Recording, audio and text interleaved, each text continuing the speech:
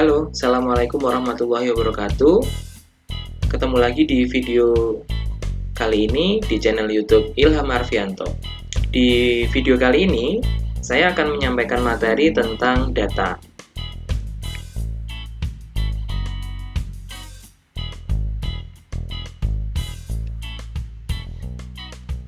Apakah yang dimaksud dengan data? Data adalah sesuatu yang diketahui. Ini menurut pengertian dari Webster New World Dictionary. Diketahui berarti secara pasti dapat memberikan gambaran tentang suatu keadaan atau suatu persoalan. Berarti data itu nilainya sudah pasti. Data itu nanti bisa kita lihat nilainya bisa berupa angka, bisa juga berupa kata-kata, bisa juga yang lainnya.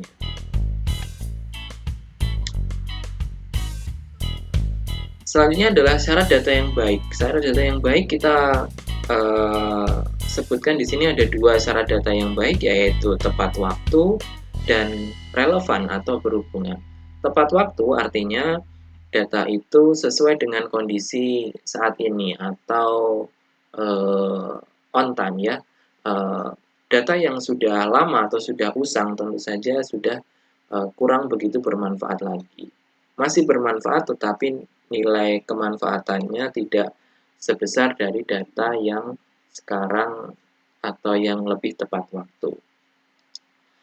Data yang baik juga harus relevan atau berhubungan. Maksudnya adalah data itu berhubungan dengan apa yang akan kita teliti atau akan kita olah. Misalkan kita akan mengolah data tentang perekonomian, tentu saja kita harus mencari data yang relevan dengan perekonomian itu, misalkan harga beras dan lain sebagainya. Tidak relevan misalkan kita ingin melakukan penelitian atau survei tentang perekonomian, kita mencari data tentang suhu udara misalkan seperti itu, atau yang lainnya. Sekarang kita ke pembagian data. Ada beberapa jenis pembagian data, yaitu yang pertama menurut jenisnya kita kategorikan menjadi dua, yaitu kualitatif dan kuantitatif.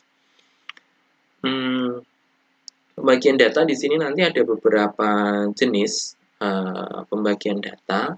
Yang pertama menurut jenisnya kualitatif atau non-numeris. Ini adalah data-data yang sifatnya atau berbentuk tidak angka. Non-numeris berarti tidak angka. Apakah data yang kualitatif itu? Contohnya bagaimana? Jadi selain angka, lebih mudah saya memberikan contoh yang kuantitatif terlebih dahulu. Kuantitatif berarti berbentuk datanya berbentuk angka. Misalkan tinggi badan, berat badan, suhu, itu adalah data kuantitatif. Kalau yang kualitatif bagaimana? Ya yang berbentuk selain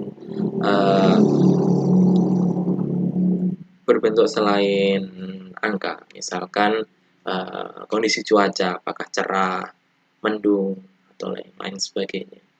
Kondisi misalkan jenis kelamin, laki-laki, perempuan, agama, Islam, Buddha, dan lain sebagainya. Itu termasuk jenis data kualitatif. Kemudian yang kedua adalah menurut sumbernya, data dibagi menjadi dua, ada data internal dan ada data eksternal. Ini sumber, yang dimaksud sumber adalah sumber data. Jika kita melakukan suatu penelitian, ada data yang berasal dari internal atau data dari dalam subjek penelitian, atau eksternal dari luar subjek penelitian. Contoh misalkan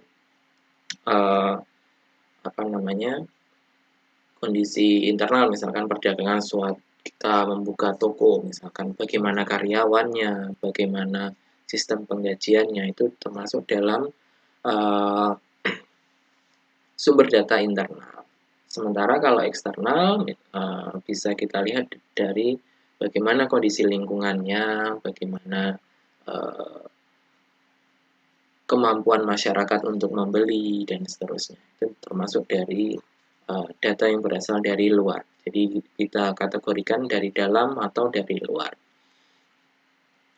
Yang ketiga adalah cara memperoleh data. Kita bagi menjadi dua, yaitu primer dan sekunder.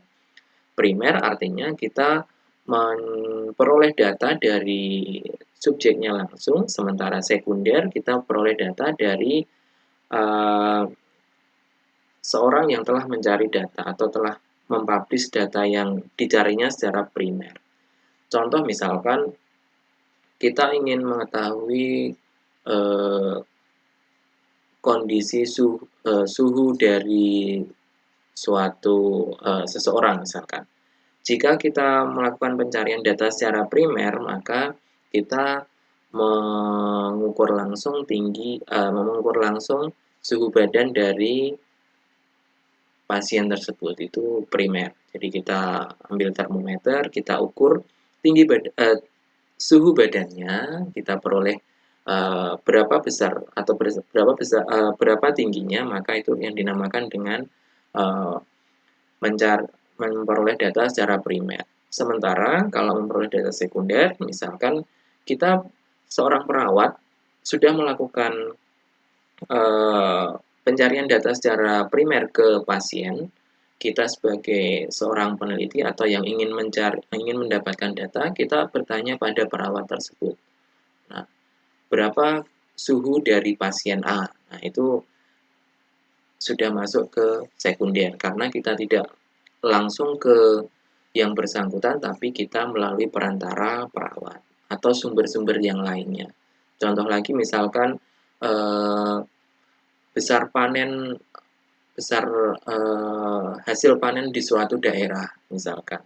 Kita jika dilakukan secara primer mencari sumber datanya, maka kita datang langsung ke daerah tersebut, kita data berapa hasil panennya, itu masuk ke primer. Tetapi kalau sekunder, maka dari data yang sudah ada, misalkan data itu nanti akan dipublish di media massa atau media cetak atau media elektronik, kita mengambil data yang sudah dipublish itu termasuk memperoleh data secara sekunder. Kira-kira gambarannya seperti itu.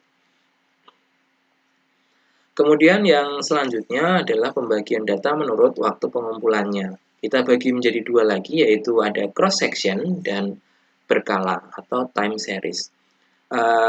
Jika cross section ini waktunya tidak mesti ya, bisa 1 tahun. Ini berdasarkan waktunya, bisa 1 tahun kemudian semaunya sendiri cross section itu uh, yang pengambilan data pertama di tahun pertama, pengambilan data kedua di tahun keempat, selanjutnya di tahun kelima, di tahun ke-10. Nah, tidak ada polanya. Sementara kalau berkala atau time series ini contohnya seperti sensus penduduk yang dilakukan setiap 4 tahun sekali, itu masuk ke dalam time series. Atau misalkan kita melakukan penimbangan berat badan seminggu sekali dan seterusnya, itu juga time series. Kita amati pertumbuhan, misalkan dulu waktu di sekolah, pertumbuhan tanaman dari hari ke hari kita ukur tingginya, perkembangannya bagaimana, itu juga termasuk time series. Jadi time series ini dengan waktu yang uh, continue dan teratur. Selanjutnya yang kelima, pembagian data menurut sifatnya kita bagi menjadi dua, yaitu discrete dan continue. Data yang berbentuk discrete adalah data hampir seperti nominal, jadi tidak continue ya. Jadi datanya itu bisa berkelompok bulat, itu namanya discrete. Contoh laki-laki, perempuan, agama juga masuk ke dalam data yang berbentuk discrete. Atau bisa juga angka, misalkan banyak populasi dari suatu daerah ada 20 laki-laki, 30 perempuan misalkan, seperti itu. Kemudian yang kontinu seperti apa? Kontinu contohnya adalah tinggi badan atau suhu. Jadi intervalnya sangat sedikit sekali, tidak bulat, itu yang dinamakan dengan kontinu. Misalkan tinggi badannya 172,5, ada juga yang 172,6, 172 saja, dan seterusnya. Itu termasuk dalam pembagian data dengan sifat kontinu. Oke, itu untuk pembagian data. Tentu saja saya kira Anda bisa mengenali variabel dan mengenali suatu data, kemudian Anda bisa mengelompokkan kira-kira masuk ke kelompok yang mana untuk jenis datanya. Oke, sekian untuk video kali ini. Terima kasih telah menonton. Sampai ketemu di video selanjutnya. Sampai jumpa. Assalamualaikum warahmatullahi wabarakatuh.